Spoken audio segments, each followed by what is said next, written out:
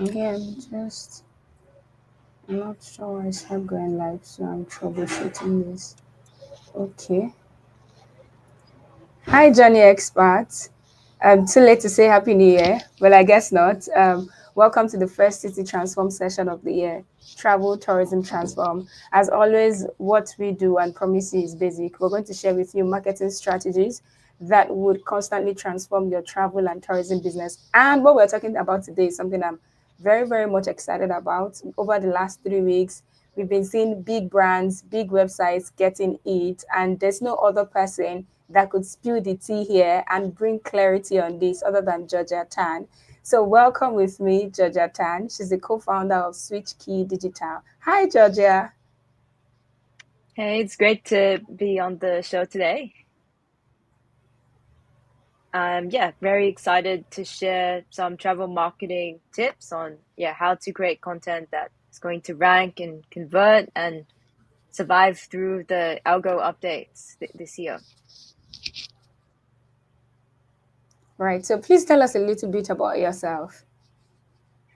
Yeah, so I am the co-founder of SwitchKey Digital. We're focused on search experience optimization. And for those of you that don't know what that is, it's the combination of SEO, user experience design, and conversion rate optimization that essentially all together really help build that holistic digital strategy to help our clients get more conversions and hit their goals and survive through the updates as well. So we are across the SEO side, design and development, and content marketing, of course.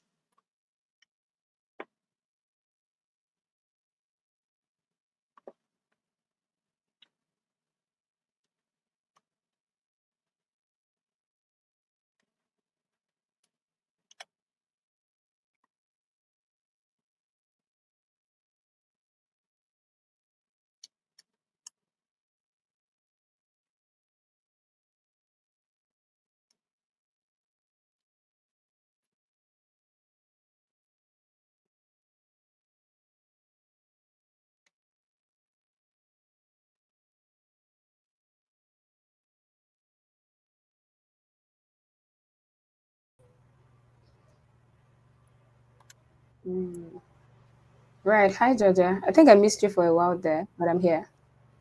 Okay.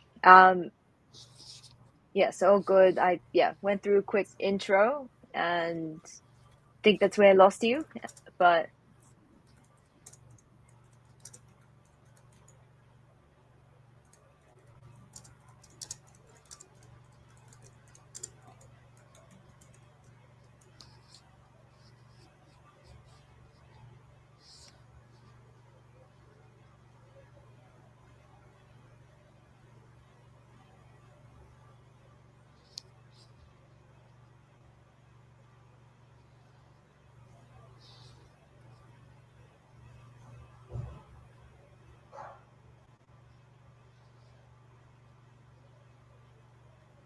Hi, Georgia.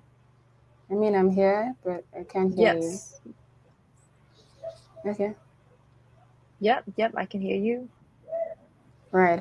I mean, it was nice to hear all of that about you. I'm excited about what we're talking about today. So it's how to create content that ranks. Would you want to pull up your presentation now so that we can dive into the session? Yeah, let's dive in. Ready to get started and keen to hear your thoughts for anyone that's dialing in live as well. Yeah, and I do have a couple of questions that has been sent to me too that we would ask at the end of the session. But I mean, you can share now. Yeah.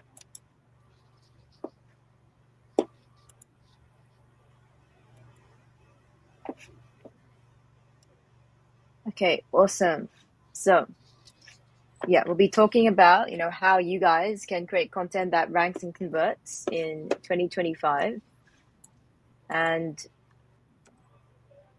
what we're really seeing in the market nowadays is that really big shift into, online bookings where, according to Statista, we see more than 72% of potential travelers looking to book online.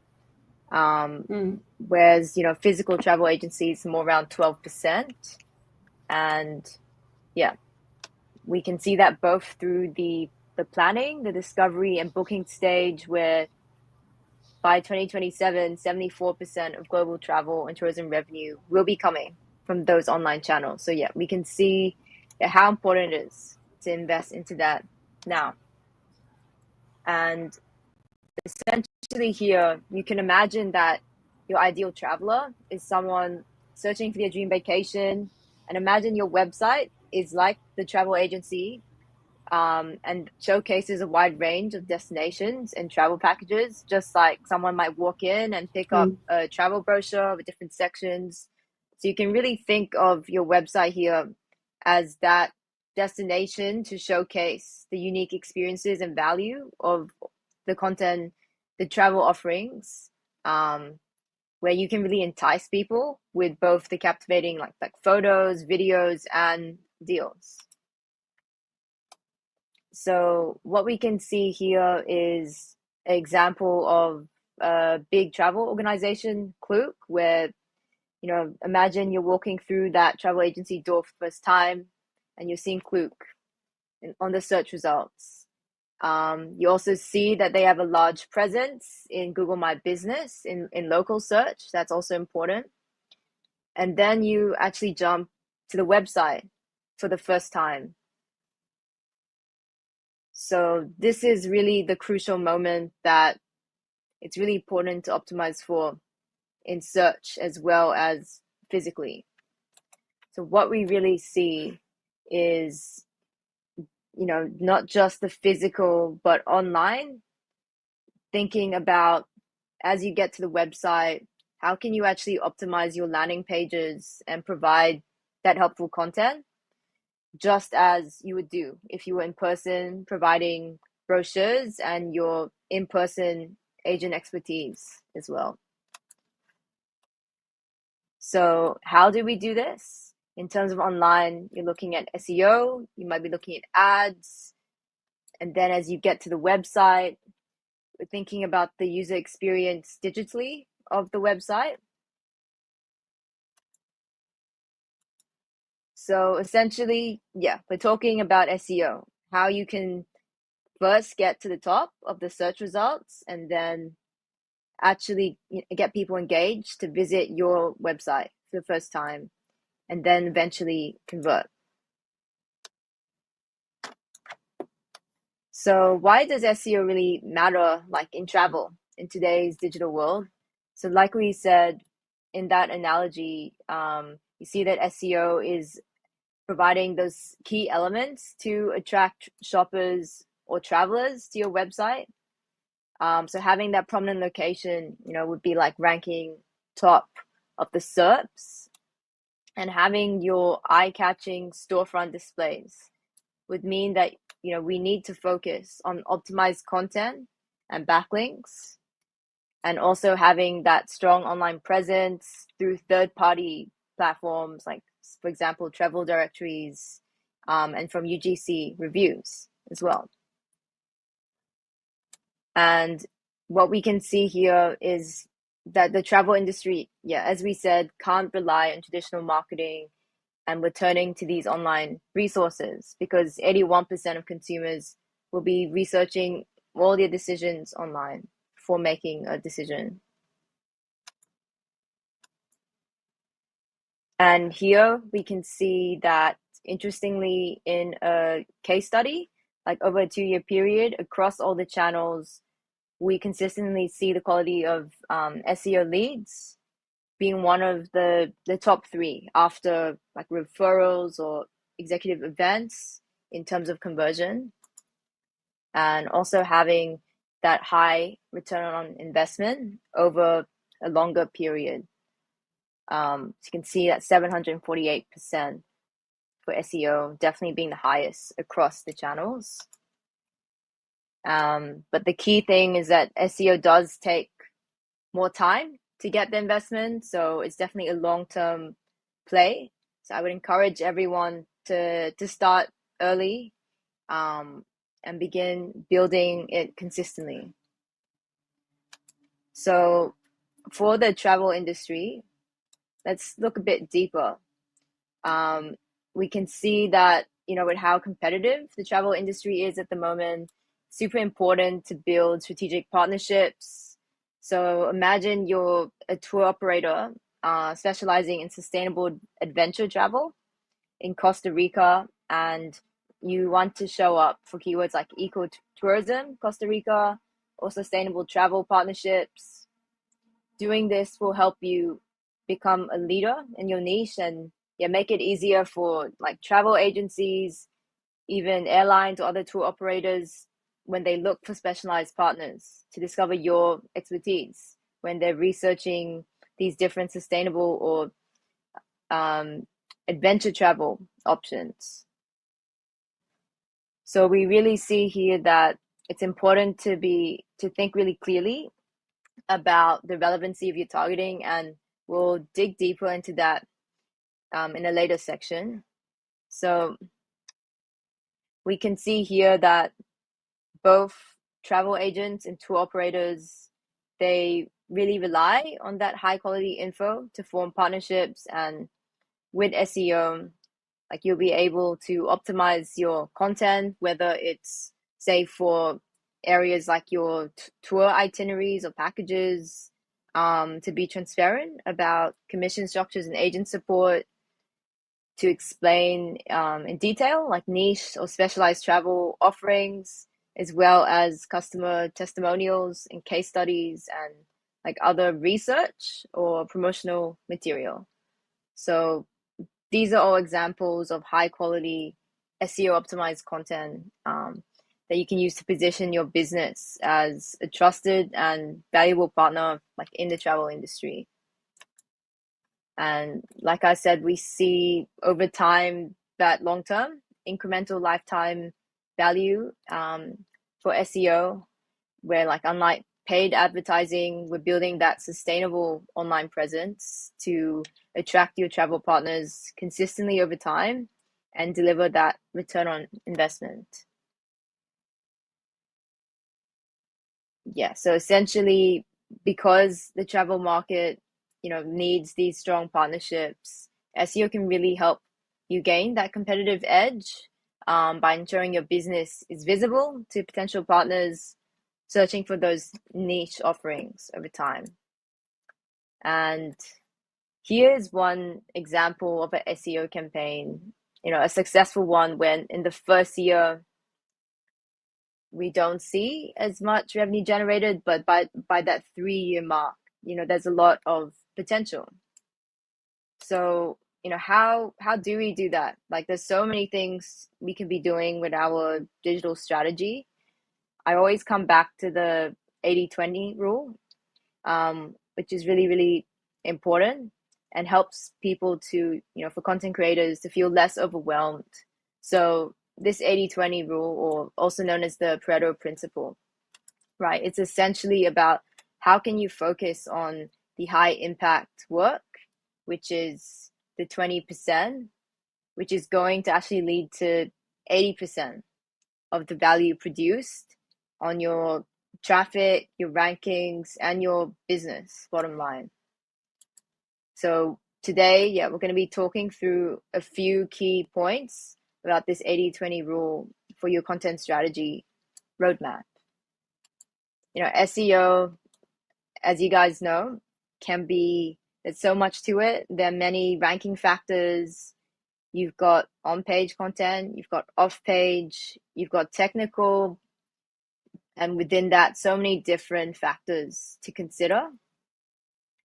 But for today, we're going to focus on what's becoming super important and always will be, looking at how you guys can build trust to win over customers and partners by creating helpful and informative content and putting yourself in your customers or your target persona's shoes. So how can we build that trust? Because that's what it comes down to at the end of the day. Well, this here is the content marketing funnel. The idea is that you make free and helpful stuff, and then your customers find it and they love it, and then they'll love you and choose to buy from you. And like back in the day when consumers didn't really have as much choice, the power was with like large corporations. You didn't really need to invest as much, to convince the consumer. But now that has really changed, and we see this age of consumer empowerment. And so really, the only way to get from someone not sure what they want to do in that chasm of ignorance and is to give that free, helpful stuff. And that is going to build trust at the end of the day. Because people don't want to be sold, they want to be educated. So we need to think about how we can offer that authoritative and expert voice to influence your potential customers' purchasing decisions. So how can you actually build that expertise?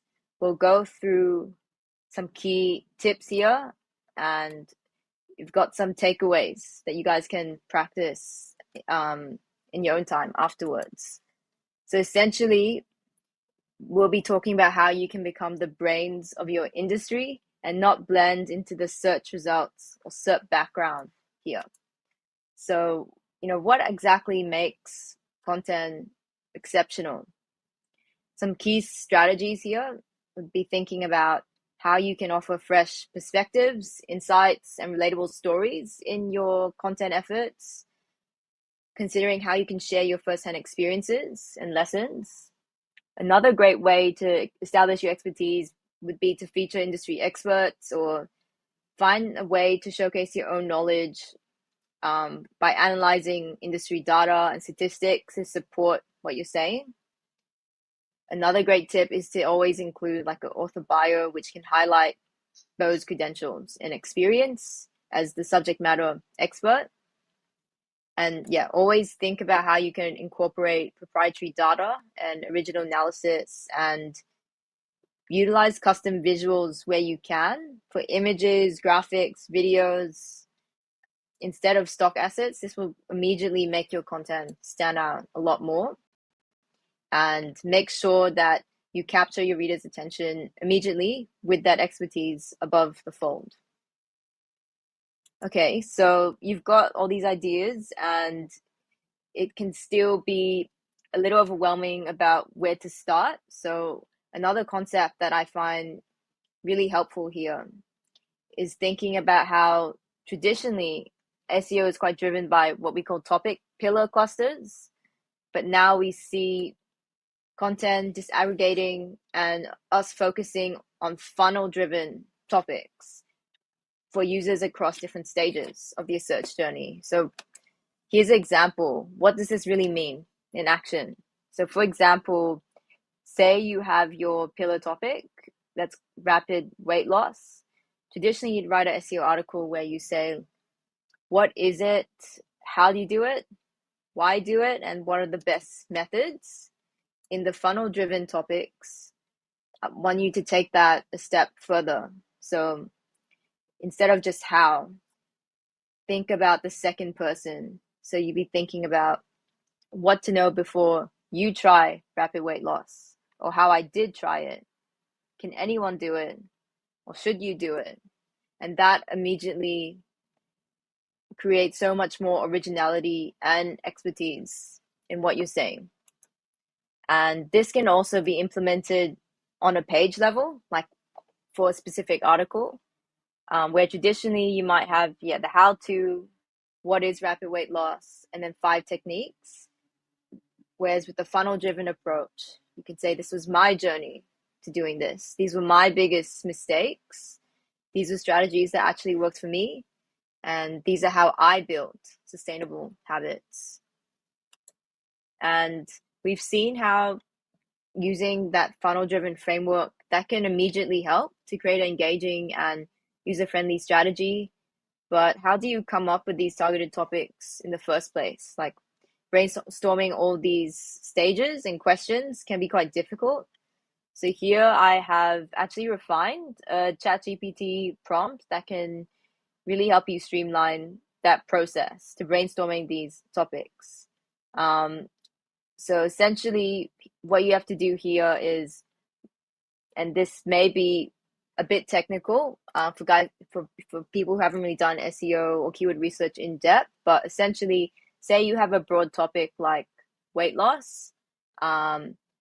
All you have to do is put in that seed keyword and use this prompt, and you can see some of the outputs here that is given for different personas, for content across the funnel, and even weaving in different perspectives of the content, including like the expert perspectives, the first-hand experiences as well.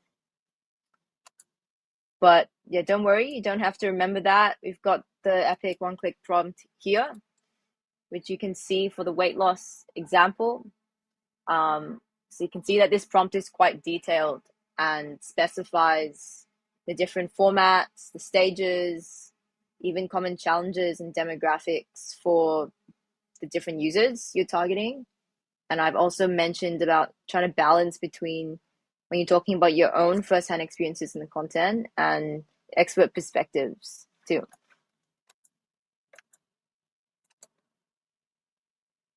So now that we have seen some tactics to build that expertise in your content, I wanted to touch briefly on thinking about how you can showcase this expertise further through thought leadership. So think about how you can share, for example, in-depth destination guides, personalized or curated travel itineraries, potentially some tips in videos, and talking about emerging trends as well. So I've listed these out here for the travel industry to give you guys some ideas. You've also mentioned things like potentially for B2B play, like agent training resources, addressing trending areas like sustainable and responsible tourism practices, technology and innovation, and yeah, super important things like the testimonials, success stories, and best practices as well. And the last thing in this area of, like, as we move along from expertise is, yeah, don't forget about investing into local SEO. So make sure that you have claimed and optimized your Google My Business listing, and you're also targeting local keywords in your strategy. Video and visual content is just getting more and more important now, and especially for travel, and it's content that's going to really enhance your engagement and conversions. So definitely invest into that. Also think about how you can use some personalization or have different personas in mind so you can tailor it in your strategy, and embrace user-generated content that can be really trustworthy and powerful to see that social proof. Think about the seasonal and trending content that you can create. And like I said, sustainable and responsible tourism as well, addressing that as a emerging area. And the final area I really want to talk about, which I think is super, super important, is content diversification. Don't forget to think about diversifying your content formats and your channels to really be able to expand your audience reach and impact. So one example here that it's really B2C is BuzzFeed. And despite recent challenges, BuzzFeed were a pioneer in content diversification and really captivating audiences through various formats like quizzes, listicles, trivia, everything. They did all of that. So what we can see is really the ability to diversify across platforms has really helped them to create that engaging multi-format strategy. And we see that they will also differentiated themselves with a huge multi-channel approach, like across your website, your YouTube, and your social media platforms, so that they can reach the audience whenever they're looking to consume content. And especially for travel, the discovery phase of the content would be huge. So there'd be lots of opportunity here. It's also important not just thinking about formats and channels, but how you can grow that community. So another great thing they did was building their own interactive and community-driven content on their own brand platforms, where they invited people to comment. They created customer roundups and forums as well. And a last example here is even the New York Times, who've managed to stay really relevant and engaging by expanding beyond traditional articles to look at mediums like podcasts, documentaries, interactive features, even cooking videos, to really drive that wider audience engagement and also deeper engagement with your content. So essentially, I've been talking about these two different terms, multi-channel and multimodal, which are important to distinguish. We see that multi-channel is about how you can use multiple platforms to deliver your message, whereas multimodal is focused on using a combination of formats to really drive better understanding and engagement.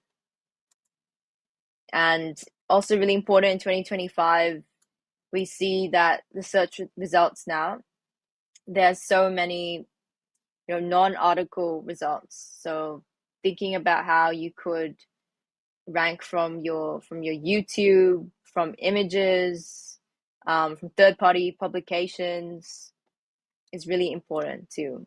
So in this example here, which was for the affiliate niche, this publisher really managed to overcome the helpful content update by embracing a multimodal strategy and being able to rank not just their own content, but also from their YouTube videos, from Reddit threads, and from image search as well. That really helped them to achieve high visibility.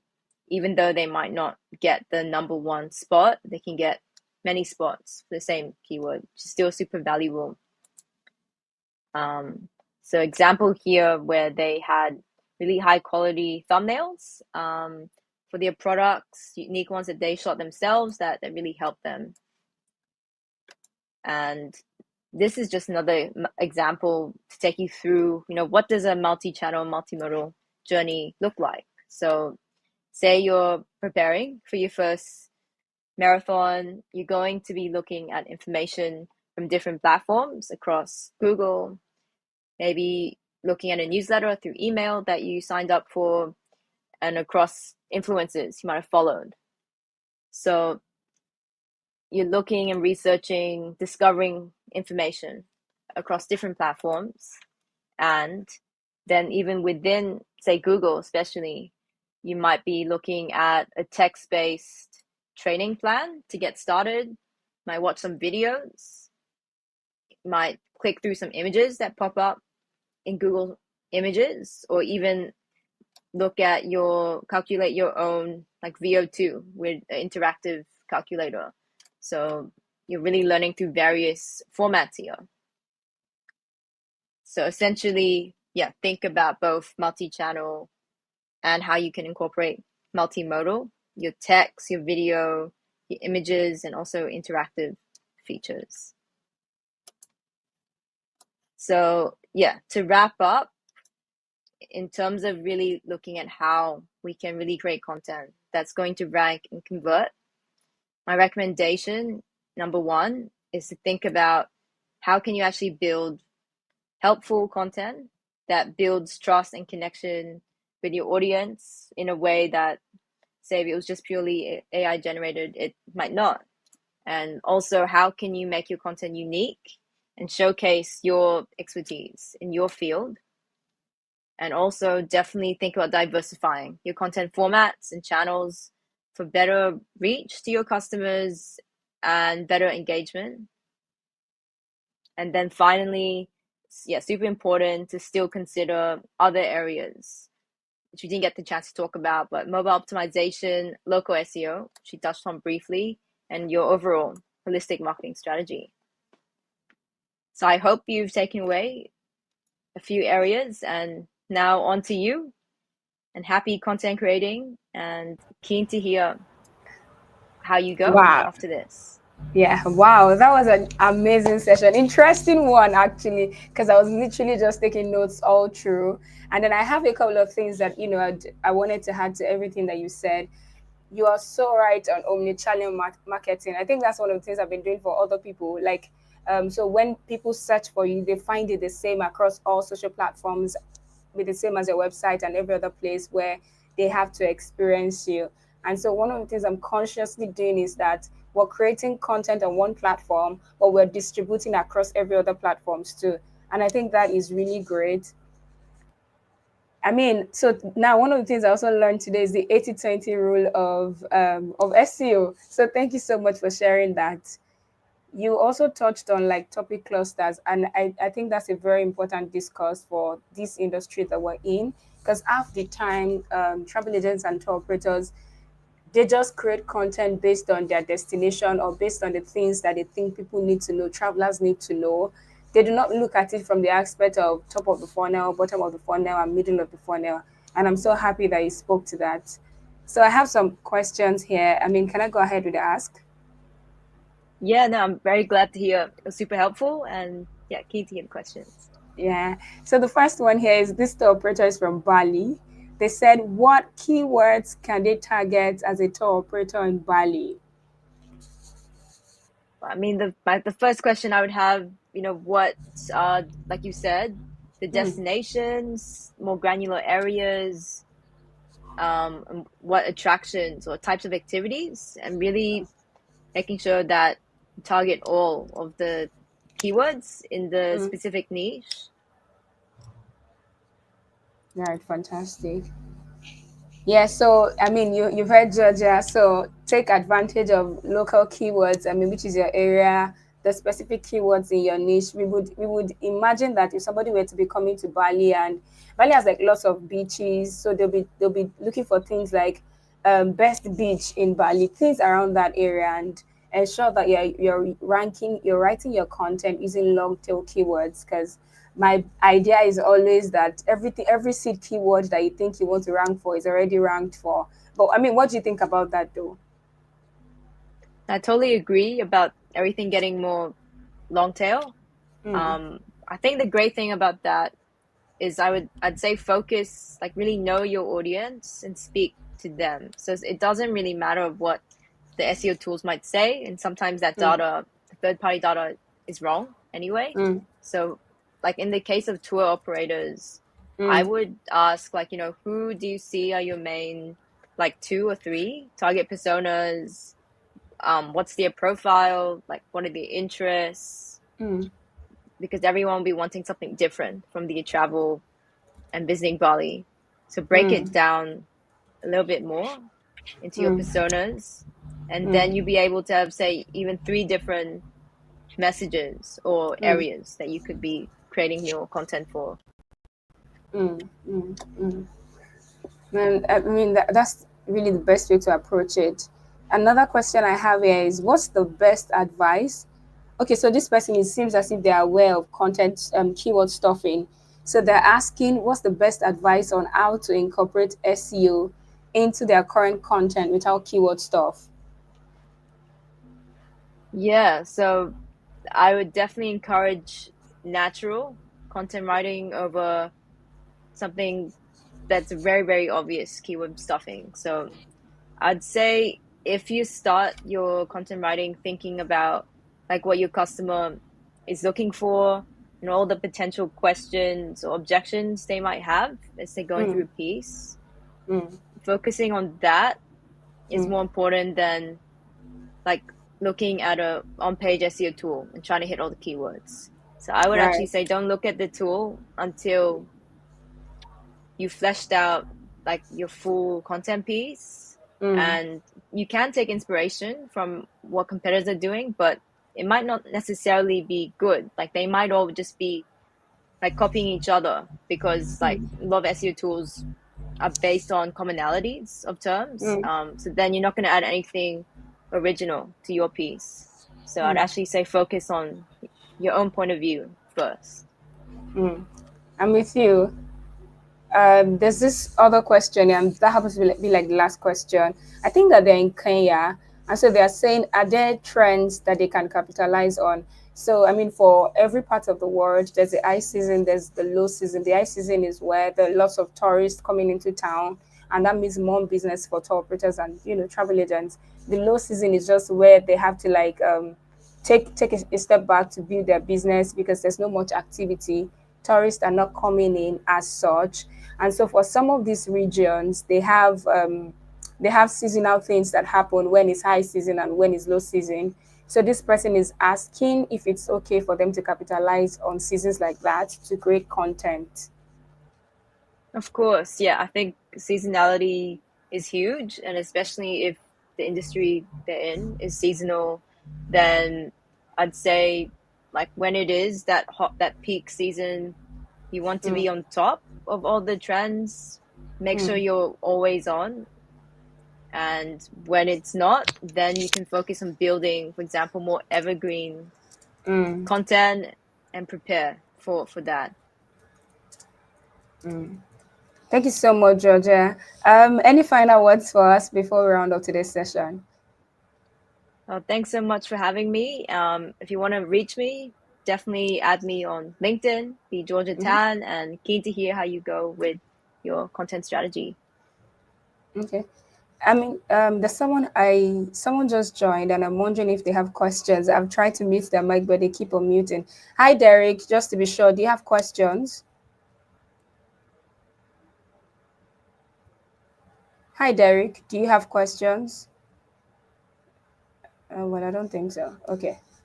Right. Thank you so much, Georgia. It was amazing. It was an amazing session. I believe that everyone here already took notes. I took one, and I have my notes full, and we'll definitely reach out to you. So it's Georgia Tan, everyone on LinkedIn. Is it the same on Facebook? Yeah, it should be. Yeah, it is as well. Okay. And So switchkeydigital.com if you guys are keen for the website. Yeah. fantastic. I just shared that now. Switchkeydigital.com. Keydigital.com.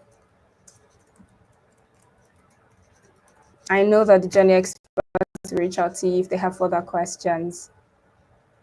Thank you so It much. sounds great. Thanks, Esther. Have a great day. So I'll end the session now. All right.